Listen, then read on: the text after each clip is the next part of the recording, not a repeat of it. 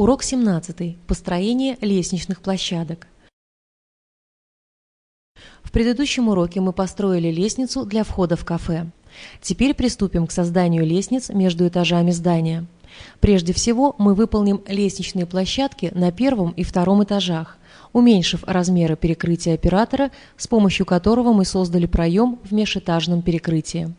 Сейчас оператор не виден, так как он находится на скрытом слое. Возвращаем ему видимость. Убедитесь, что на панели Navigator «Навигатор» выбран первый этаж. Нажмите сочетание клавиш Ctrl-L. На экране появится окно параметров слоев.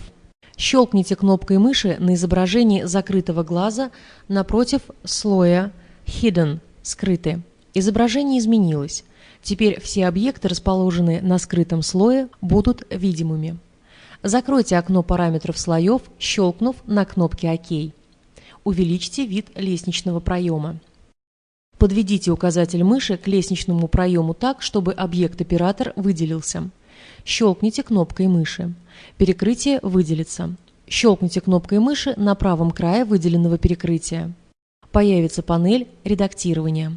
Нажмите кнопку Offset Edge – «Сдвиг края». Появится окно настройки размеров. Нажимаем клавишу X.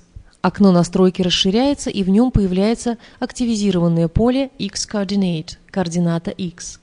Теперь уменьшим отверстие лестничного проема на величину длины лестничной площадки. Чтобы сдвинуть край влево, введите значение минус 1800. Нажмите клавишу Enter.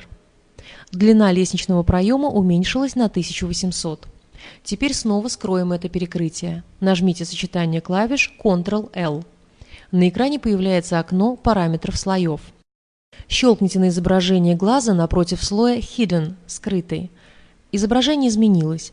Теперь все объекты, расположенные на скрытом слое, снова будут невидимыми. Закройте окно параметров слоев щелчком на кнопке «Ок». Изображение контура перекрытия оператора скрылось. Лестничная площадка построена. Далее повторите эту же процедуру с перекрытием второго этажа. Сохраните проект. Итак, в этом уроке мы создали лестничные площадки на первом и втором этажах и теперь готовы начать построение лестницы. Этим мы займемся в следующем уроке.